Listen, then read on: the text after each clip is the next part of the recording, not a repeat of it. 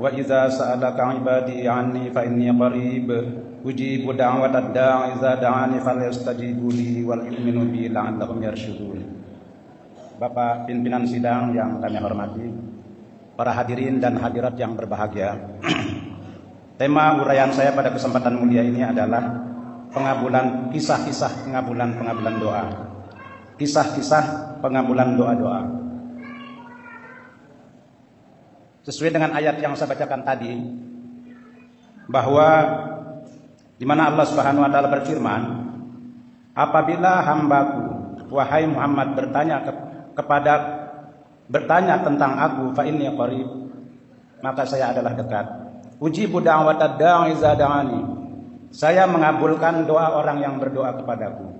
Falyastajibu li, maka jawab juga seruanku. Istilahnya itu jangan hanya satu pihak saja. Wal yu'minu bi, dan berimanlah kepadaku. Tentu saja iman ini adalah iman yang menurut pandangan Allah Subhanahu wa taala itu iman. Pada kesempatan yang mulia ini saya ingin berbicara tentang bukan yang hanya sekedar doa. Pengabulan doa-doa. Kita lihat di TV ada orang yang berdoa membaca selawat Allahumma salli salatan kamilatan wa sallim salaman taman ala sayyidina Muhammadin allazi tanahallu bihi luqat. Itu biasa kalau orang-orang sufi itu sampai panas ke badan. Siang malam itu baca kelihatan, triliunan uang itu datang sendiri. Kita lihat para kiai, beribu-ribu orang sembuh karena doa-doa mereka. Kita lihat para pendeta juga berdoa. Dan kita lihat bagaimana ribu-ribuan, puluhan ribu orang itu sembuh karena mereka. Kenapa? Karena sifat Tuhan itu kita enggak berdoa pun dikasih. Karena apa? Sifat Tuhan itu adalah mujibud da'wat. Sifat Tuhan itu adalah muqit, memberi makan. Sifat Tuhan adalah mutaqal, dia berbicara dengan hambanya, hafiz dia menolong hambanya, makanya macam-macam. Orang enggak berdoa pun ditolong gitu. Tapi di sini tentu kita akan berbicara karena doa juga merupakan tolok ukur tentang suatu kebenaran dari seorang utusan Allah. Apabila datang para mujaddid saja, bapak-bapak, para hadirin dan hadirat, kita itu melihat bahwa dari sekian banyak mujaddid orang-orang para ulama di saatnya itu, pasti mujaddid yang terbesar itulah yang doanya paling dikabulkan oleh Allah Subhanahu wa taala. Kayak contohnya Hazrat Masih Maud alaihi salatu wasallam juga kita bisa lihat. Banyak orang yang dikabulkan doanya. Masih Maud bersabda, saya 3.000 doanya dikabulkan oleh Allah Subhanahu wa taala. Pernah sekali saya berjumpa dengan seorang yang mengaku dirinya sudah sampai kepada tingkat ma'rifat ilahi Tuhan. Bapak mengatakan bahwa bapak ini sudah sampai kepada Tuhan. Tapi kan toh harus ada buktinya. Anak kecil saja itu perlu bukti. Ini ada, coba bapak, kan kita ini ribuan keinginan-keinginan kita. Kalau memang bapak bertengah dengan Tuhan, coba bapak berdoa. Ini kan tidak kehitung kita punya keinginan. Gemeter dia, langsung tanda tangan masuk Ahmadiyah. Saya kasih tahu, karena ada orang namanya Mirza Ghulam Ahmad, dia datang ke pasar, ketemu dengan orang Hindu, orang Sikh, orang Arya, mengatakan, tuh, kalau ada kesulitan, datang ke rumah saya akan doakan, nanti sebelum terkabul pun saya kasih tahu, kalau sudah terkabul saya kasih tahu, karena selalu Tuhan tuh, bahwa semua doa-doa saya akan dikabulkan. Jadi dia keliling ke semua agama di sekeliling beliau itu, dia minta, coba bapak seperti itu bisa nggak? Bukan hanya sekedar itu. Bukan hanya kita berbicara mengenai pribadi, karena kita ini berbicara tentang kebenaran seorang utusan Allah, bahwa seorang itu adalah datang dari Allah Subhanahu wa taala. Tentang kisah-kisah pengabulan doa ini bisa kita lihat contohnya sebagai perbandingan. Bagaimana pengikut Nabi Isa dari orang-orang Hawari itu dia tidak percaya kepada Tuhan. Dia mengatakan, hal yastati rabbuka an yunazzila alaina ma'idatan minas sama. Wahai Isa, ini susah kita ini makan susah, dikejar-kejar orang. Bisa nggak Tuhan engkau menurunkan ma'idatan minas sama? Nabi aja nggak langsung, Oke lah, para wali terjadi seperti itu. Kayak seperti Halaj. Muridnya itu ya, ini kita mau makan enak ini. Coba Tuhan Halaj. Oh mau makan enak ya, ini. Kok tiba-tiba makanan yang ada di Baghdad ada di depan dia. 400 muridnya mengatakan, ini kita lapar nih Tuhan. Oke, ini keluar semuanya. 400 orang itu makan. Ini di dalam Tazkiratul Aulia itu kita bisa baca. Cuma untuk pribadi yang orang-orang itu nggak mau dia berdoa. Sekali Halaj itu dikatakan bahwa ketika masuk penjara itu, ini Halaj ini. Orang-orang begitu masuk penjara orang, Halaj. Dia mengatakan, Tuhan, ini pintu gerbang tertutup. Bagaimana ini? Oh ya, keluar sana. Rupanya terbuka langsung pintu gerbang itu. Begitu keluar, lari. Wah, kita kenapa nggak tanya kepada Allah dulu supaya dia pun juga keluar gitu. Begitu dia keluar, Tuhan kenapa nggak keluar? Oh, saya mah punya urusan dengan Tuhan saya. Kayak Rabi'ah Adawiyah ketika perempuan prajurit itu datang meminta kepada dia untuk berdoa, rupanya begitu menyerang langsung menang, balik dia. Tuhan, kita ini sudah menang, tapi kenapa Tuhan tidak mau berdoa supaya Tuhan sembuh sih? Kepada Rabi'ah Adawiyah, oh itu saya punya urusan dengan Tuhan. Di mana Tuhan reda, di situ saya reda. Tidak semudah itu. Karena satu karunia, menurut orang-orang suci itu dalam penderitaan pun juga merupakan sebuah karunia. Jadi pada saat itu Asdaq Isa itu mengatakan bahwa qala taqullah, bertakwalah kepada Tuhan. Cerewet kaum ini. Nuridu an na'kula minha, kami ingin makan, ini kan lapar. Wa natma'inna qulubuna, supaya tenteram hati kami. Wa na'lama an qad sadaqtana, dan kami tahu engkau itu benar. Wa nakuna 'alaihi minasyahidin, kami itu menjadi saksi bahwa itu engkau benar. Nabi Isa mengatakan, Allahumma rabbana anzil 'alaina ma'idatan minas sama. Seorang nabi ketika berdoa tidak untuk dirinya, turunkanlah bagi kami maidah dari langit. Takunu lana idal li awwalina wa akhirna, supaya itu menjadi hidangan untuk orang awal kami dan orang akhir kami. Tuhan mengatakan, oke, saya kasih. Karena yang jadi permasalahan itu apa? Kalau sudah terkabulnya doa, biasa manusia itu akan sombong, dia congkak. Tuhan mengatakan, qala Allahu inni munazziluha 'alaikum. Saya akan turunkan. Faman yakfur ba'du minkum fa inni u'azibuhu azaban la u'azibuhu adam minal alamin. Tapi kalau kamu ingkar, tidak bisa menggunakan harta itu, dijadikan berpoya-poya, jadikan tidak untuk mendekatkan diri kamu kepada Allah Subhanahu wa taala, fa u'azibuhu azaban la u'azibuhu adam minal alamin. Kami azab kamu dengan azab yang kami tidak pernah azab sebelumnya seluruh umat manusia. Kita lihat perang dunia kedua, 80 juta umat manusia mati, 9 juta orang Yahudi itu terpanggang. Itu pun dinubuatkan oleh Hazrat Masih Maud alaihissalatu wassalam. Saya lihat banjir darah di mana-mana. Saya lihat kota-kota sepi ditinggalkan oleh penghuninya. Ini yang terjadi Bapak-bapak. Karena apa yang terjadi yang sekarang ini adalah merupakan bukti daripada kebenaran Hazrat Masih Maud alaihissalatu wassalam. Perang dunia pertama, perang dunia kedua. Kemudian kita lihat bagaimana seorang doa daripada seorang yang ulul azm, yang dikatakan Abul Anbiya. Apakah dia berdoa untuk dirinya? Setelah Tuhan sendiri mengatakan bahwa saya menguji kamu fa'atammahunna, kami menguji Ibrahim maka dia sempurna dalam ujiannya. Qala inni ja'iluka linnasi imama. Wahai Ibrahim, saya jadikan kamu imam bagi orang yang bertakwa, bagi umat manusia. Kalau begitu ya Tuhan, Rabbi ja'ala hadza baladan aminah. Wahai Tuhan, jadikanlah kota ini kota yang aman. Warzuq alahu minas samarati man amana minhum. Berilah rezeki bagi mereka. Rezeki artinya minas samarot, buah-buahan. Man amanah, mereka yang beriman. Tuhan berkata, oke, saya kasih. Hazrat Rasulullah SAW bersabda, ingat, nanti ketika emas hitam itu keluar, 100 dari kalian satu yang akan mati, yang hidup. 100 dari kalian satu yang hidup. Ketika emas hitam itu keluar. Ini coba bisa bayangkan. Qala wa ma, saya kasih. Fa ummatihu qali wa may fa ummatihu qalilan. Barang siapa yang beriman, kami berikan ke mereka kesempatan sedikit. Qala wa man kafara fa ummatihu qalilan. Kalau mereka yang ingkar, ini bisa kita bayangkan. Mereka siapa yang ingkar maksudnya tidak mampu menggunakan harta itu. Bapak-bapak lihat di YouTube. Bagaimana orang-orang Islam itu menggunakan harta mereka? Dikelilingi oleh perempuan-perempuan cantik yang enggak. Kemudian rumah pun, tempat WC pun juga dibuat dari apa? Dari emas. Sementara di sekelilingnya orang-orang Ethiopia, jutaan orang mati kelaparan. Qala wa man kafara fa ummatihu qalilan summa attarhu ila azabin nar. Kalau mereka itu ingkar, kami giring mereka ke azab peperangan. Berapa jumlah yang sekarang mati? Umat Islam yang 5 kali sholat, yang doanya dari di sini sampai ke Monas, panjangnya itu, semua hafal itu doa. Kalau jadi presiden, baru boleh jadi presiden itu kalau hafal Quran. Kok sudah 1 juta umat Islam yang mengatakan itu sudah dibantai, menjerit, ya Tuhan, hancurkan Israel di Ka'bah. Apa didengar? Sudah 1 juta manusia sudah terbantai di antara mereka. Jadi sabda Rasulullah SAW, fa ummatihu qalilan. Kalau ketika nanti emas hitam itu keluar, kalau kalian tidak bisa menikmatinya, menggunakannya, kami akan berikan hukuman. Ingat, sekarang dulu orang-orang Kristen yang saling bunuh, sekarang orang-orang kita dan menjerit kita. 1 juta sekarang ada di perbatasan, bapak-bapak pengungsi dari Timur Tengah itu.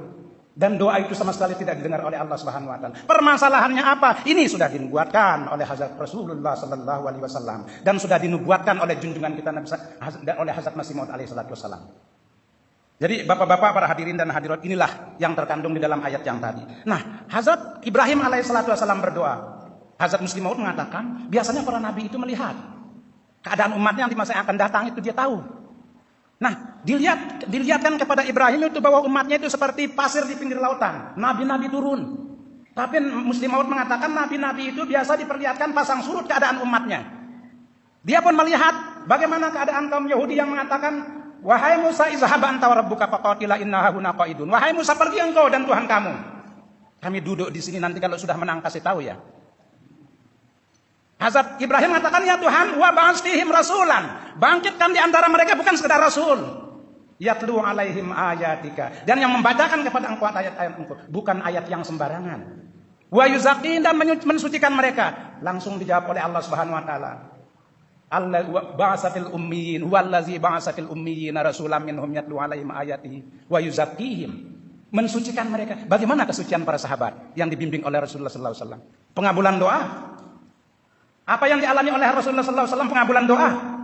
Bukan sekedar pengabulan doa, Bapak-bapak, tapi Tuhan turun di bumi ini. Rasulullah sallallahu alaihi wasallam kita bisa lihat pasir dipegang, dilempar jadi badai, tidak pakai doa segala. Tangan ditaruh di tempat wadah, keluar mancar 1.500 orang bisa mengambil air dari situ. Kenapa? Karena yang didoakan oleh Ibrahim itu bukan sekedar pendoa, tapi wujud yang sudah sampai kepada tingkat uluhiyat, Bapak-bapak.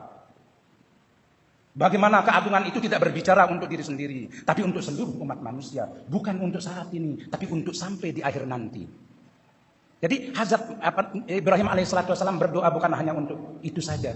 Tuhan menjawab, wa akharina minhum lama yalhaqu bihim. Dan kepada kaum yang lain pun juga akan dibangkitkan wujud yang sesosok sedahsyat itu. Itu kebangkitan yang kedua dari Rasulullah sallallahu alaihi wasallam. Bapak-bapak bisa bayangkan. Bagaimana? Wa akharina minhum lamma yalhaqu bihim. Dan kepada kaum yang lain pun Rasulullah sallallahu alaihi wasallam membangkitkan salah seorang, itu kedatangan Rasulullah sallallahu alaihi wasallam. Kita lihat bagaimana pengabulan doa itu di zaman Hazrat Masih Maud alaihi salatu wasallam sebagai bukti bahwa beliau adalah merupakan sosok yang datang dari Allah Subhanahu wa taala. Tentang pengabulan doa Hazrat Masih Maud alaihi salatu wasallam, seperti yang saya katakan tadi, 3.000 doa. Macam-macam di khutbah itu huzur itu bagaimana pengabulan doa-doa beliau. Itu tentu saja itu kan yang nabinya, yang utusannya, enggak jangan ditanya gitu. Kita lihat yang khalifahnya saja, yang sahabatnya saja. Ada seorang sahabat yang namanya Syekh Ali radhiyallahu taala anhu. Itu sampai sahabat-sahabat Masih Maud, keluarga Masih Maud pun bingung. Ini orang ini kalau bicara, kalau berdoa, sekarang berdoa langsung dikabulkan oleh Allah Subhanahu wa taala. Sampai konon ada dua pesepak bola dari kita itu datang kepada beliau. Tuhan, doakan kita ini mau bertanding. Oke ya, saya doakan. Yang kedua datang, Tuhan doakan kita mau bertanding. Jangan, saya sudah doakan untuk dia. Coba bagaimana yakinnya itu? Saya sudah doakan untuk dia.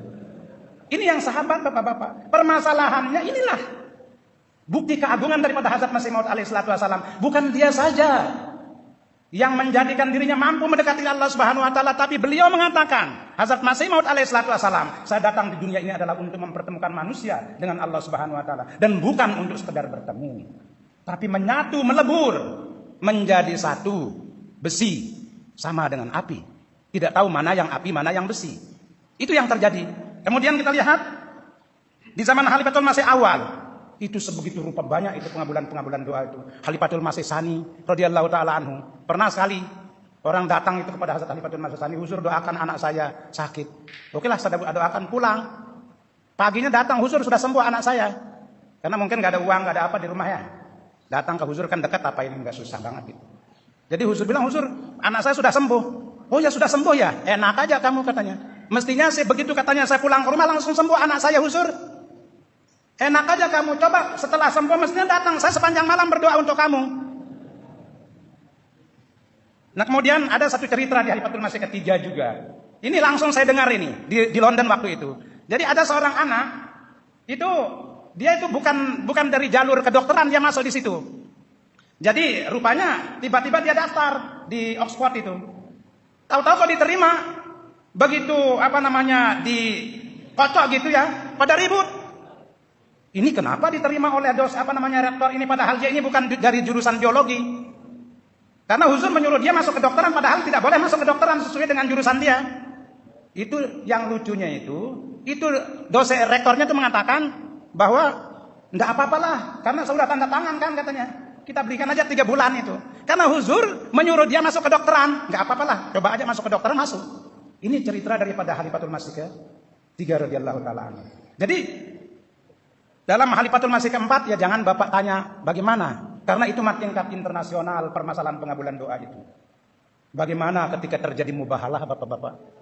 Jangan ditanyakan itu, karena Bapak-bapak pun juga pada berdoa pada waktu itu. Puasa juga, tahajud juga. Ini karena level internasional. Ketika Huzur mengemukakan mubahalah itu, dan Bapak bisa bayangkan, pada saat itu ada seorang pada tanggal 1 Agustus, itu dia ketika mengumpulkan orang-orang untuk menyerang jemaat, perkampungan jemaat itu, dia bilang sebentar dulu saya pulang. Saya pulang itu di toko saya itu ada kipas, belum saya matiin, dia pulang ini matiin kipas. Tahu-tahu nggak balik-balik, rupanya dia yang dibawa ke makam. Khalifatul Masih keempat pada waktu itu 17 hari sebelum Ziaul Haq itu wafat. Sekarang saya berikan kabar suka kepada kalian, bahwa roda azab Tuhan sedang menggiring musuh-musuh jemaat. Dan pada tanggal 17 pagi seorang menceritakan mimpinya kepada beliau, kepada Huzur yang keempat. Huzur mengatakan, rupanya Ziaul Haq tidak bisa selamat dari hukuman Allah Subhanahu wa taala. Tanggal 17 siangnya kita lihat bagaimana Ziaul Haq itu mati. Hancur, dan itu pun sudah dinubuatkan oleh beliau bahwa api yang dinyalakan oleh Namrud itu, Namrud sendiri yang akan dibakar oleh api itu. Sampai kita bisa, ini Khalifatul Masih keempat, Khalifatul Masih ketiga bagaimana butuh digantung pada waktu itu. Ketika menghancurkan jemaat, kita tidak bisa bayangkan. Sampai orang-orang Saudi Arabia, Raja Saudi Arabia, Presiden Amerika, seluruh presiden negara-negara Islam mengemis kepada Presiden Ziaul Haq untuk supaya butuh itu tolong jangan digantung Ziaul Haq ini. Kenapa? Karena orang Ahmadiyah mengatakan bahwa Ziaul Haq itu akan mati umur 52 tahun sesuai dengan nubuatan Mirza Ghulam Ahmad. Maafkan, jangan digantung sekarang. Ziaul Haq mengatakan kalau saya nggak gantung kan saya akan digantung. Digantunglah dia. Ini Khalifatul Masih ketiga Bapak-bapak. Istilah pengabulan doa itu ya, Bapak-bapak pada hadirin dan hadirat. Jadi dalam cara pengabulan doa banyak kita lihat para kiai. Ketika dia berdoa, khusus berdoa itu selawat tidak pernah ditinggalkan, kesucian tidak pernah dia tinggalkan. Bersih, rata-rata mereka itu menggunakan kain putih, khusyuk. Dan doa pun juga harus sabar. Tidak boleh ngeluh gitu. Ada seorang ibu di dalam hadis Riyadhus Shalihin itu kan, mungkin Bapak-bapak sudah baca tapi diulang juga nggak apa-apa. Jadi itu dikatakan bahwa ya Tuhan, anak ini kan sakit anaknya kan. Anak saya ini tolong, kalau bisa sayalah yang sakit. Jangan anak saya, karena anak saya ini satu-satunya, kalau mati bagaimana? Biar saya aja yang mati. Rupanya itu ada sapi yang masuk di dapur. Rupanya dia masuk dapur cari makan, dia masukkan kepalanya dalam belanga itu, rupanya nggak bisa keluar, diangkat itu. Akhirnya lari, sapi itu tabrak pintunya. Sedang husuk begitu, pintu ditabrak, coba Bapak bisa bayangkan itu kayak petir itu. Langsung dia bilang, ya Tuhan, bukan saya yang sakit, anak saya yang sakit. Jadi ada juga, kemudian ada seorang waliullah itu berdoa selama 20 tahun. Datang seorang itu ya, itu seorang itu ikut berdoa lah sama dia. Dia mendengar tidak dikabulkan doa kamu, tidak dikabulkan. Dia dengar itu bahwa doanya itu nggak terkabulkan. Dia bilang sama kiai itu, kan ini sudah 30 tahun Tuhan itu berdoa, Tuhan mengatakan doa Tuhan itu tidak akan dikabulkan. Bagaimana rumusnya Tuhan terus berdoa? Kamu ini kan baru dengar sekarang. Saya ini 20 tahun dengar itu terus-terusan bahwa doa kamu itu tidak dikabulkan. Kan urusan saya dengan Tuhan ini adalah suara itu, bukan pengabulannya. Konon setelah itu turun suara bahwa semua doa kamu dikabulkan, langsung nangis dia. Kenapa? Karena suara itu tidak akan terdengar lagi yang sebegitu rupa manisnya. Nah jadi ini yang namanya doa itu kesabaran. Jangan konon seperti ada seorang susah bisnis, bangkrut, kerja ini bangkrut, kerja itu bangkrut, umurnya 45 tahun. Datanglah dia tukang ramal. Datang di tukang ramal itu biasanya kan kalau tukang ramal itu kan kere tidaknya orang itu ketahuan Uang itu banyak orang, banyak uang itu kan kelihatan. Kalau dia carry pasti uang nggak banyak. Nasib pun juga menentukan juga. Banyak uang itu kan menentukan nasib. Datang tukang ramal di pinggir jalan, begitu dia lihat gorat-gorat tangannya itu, ini orang ini tukang ramal itu kan lihat kamu ini kok kayak carry gitu. Udah putus asa kali bahwa nggak bakalan banyak dapat uang dari orang itu. Dia bilang kalau kita lihat gurat-guratan tangan kamu ini akan terus hidup menderita sampai umur 50 tahun. Dia 45 tahun kan? Apa saja yang kamu bisniskan itu pasti akan bangkrut. Dia tidak putus asa, antusias dia. Wah saya ini 45 tahun kan, 5 tahun lagi nggak apa-apa katanya, enggak susah. sampai 50 tahun kamu ini pasti akan susah. Dia pun juga spontan mengatakan sesudah itu bagaimana? Ya sesudah itu kamu nanti akan terbiasa dengan keadaan. Nah jadi pada hakikatnya kita jangan la taqnatu min rahmatillah ya. Jadi Hazrat Masih Maud alaihi salatu wasallam bersabda mengenai doa, jika karunia Allah mendekat, maka dia membekali sarana-sarana untuk kemakbulan doa. Di dalam hati timbul suatu perasaan lembut, kehangatan dan meleleh. Namun apabila terkabulnya doa belum waktunya, maka di dalam hati tidak ada perasaan tentram dan kecondongan hati. Betapapun berusaha keras, namun perasaan tidak pula memberi tanggapan. Sebabnya ialah ada kala Allah Ta'ala berkehendak agar takdirnya berlaku, dan ada kala pula dia mengabulkan doa. Oleh karena itu selama aku belum menangkap gelagat adanya izin ilahi, aku sedikit mempunyai harapan akan kemakbulan doa. Dan pada waktu serupa itu, kegembiraanku atas kehendak dan takdirnya itu lebih besar daripada kegembiraan yang diperoleh dengan kemakbulan doa. Karena buah dan berkat kerelaan atas kehendaknya itu amatlah banyak. Mengenai kemakbulan doa ini, karena ini merupakan satu tanda dari sebuah kebenaran. Siapa sebenarnya yang hakiki mengikuti sebuah jejak? Kita baru saja mengikuti pesta demokrasi. Di dalam jemaat, walaupun ini mungkin sifatnya politis, tapi karena kita pun juga ikut serta. Nah, pada saat itu mau tak mau, karena jemaat tidak pernah disuruh kamu ikut politik ini, tapi mau tak mau karena kita pun juga harus terlibat. Nah, di situ Bapak bisa bayangkan kita yang ada di pusat ini diteror. Ingat, kalau tidak memilih ini akan rata dengan tanah. Ini sudah suara Tuhan. Ini wahyunya. Maaf Tuhan ya, jangan gitu dong. Memangnya saya pernah macam-macam sama engkau ya Tuhan? Jangan gitu. Sekali ini dengarkan ya Tuhan.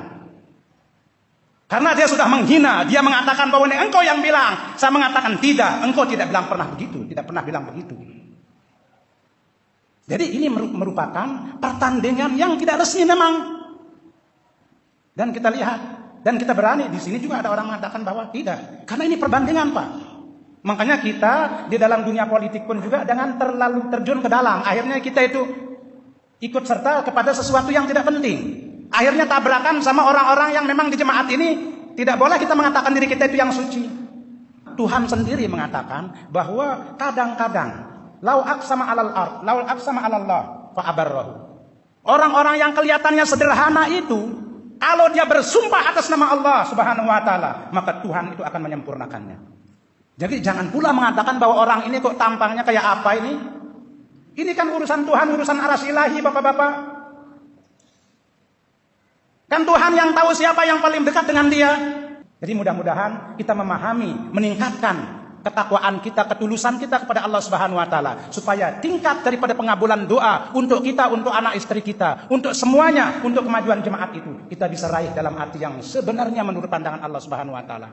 Karena kita lihat ini memang kecil. Apa ini bukan pengabulan doa Bapak-bapak masjid ini? Kayak masjid di sana itu, di peninggalan itu dulu sudah luasnya pun 3x3 dibakar lagi. Subhanallah. Sekarang Bapak bisa lihat di mana-mana jemaat itu membeli tanah, membeli itu. Enggak ada uang. Tapi kenapa? Pak Amir kalau bilang ini beli 9 miliar, oh kok enggak ada uang, kok ada uang 9 miliar, ada uang 10 miliar. Dari mana itu Pak Amir? Ya begitulah jemaat ini. Itu kalau bukan pengabulan doa itu bagaimana? Itu semua ini adalah pengabulan doa. Mudah-mudahan Allah meningkatkan tingkat pengabulan daripada doa kita semua, sehingga kita bisa melihat kemajuan daripada jemaat ini. Sebagaimana Hazrat Mia Mubarakah Begum pernah berjumpa dengan Hazrat Masih Maud alaihi salatu wasallam. Hazrat Masih Maud alaihissalatu wassalam, wahai Mubarakah begum, Mubarakah, kamu harus banyak membaca Rabbana la tuzigh qulubana ba'da idh hadaitana wa hab lana min ladunka rahmah innaka antal wahhab. Huzur Khalifatul Masih kelima sekarang ini mengomentari. Ingat, kenapa beliau disuruh membaca doa ini? Karena jemaat ini akan dihujani dengan karunia-karunia yang tidak terbendung. Yang musuh-musuh ingin membendung dengan apa namanya mereka. Tapi tidak mungkin. Jadi mereka itu berusaha membendungnya, tapi mana mungkin membendung hujan yang begitu deras. Berusaha membendungnya dengan payungnya, kata Huzur itu. Hujan lebat dibendung dengan payung, tidak mungkin. Jadi banyaklah membaca doa ini. Jangan-jangan karena kelemahan kita itu ikut serta dalam pertablikan jemaat, dalam kemajuan jemaat ini, Tuhan tidak mengikut sertakan kita karena kelemahan-kelemahan kita. Jadi banyaklah membaca Rabbana la tuzigh qulubana ba'da idh hadaitana wa hab lana min ladunka rahmah innaka antal wahhab. Wassalamualaikum warahmatullahi wabarakatuh.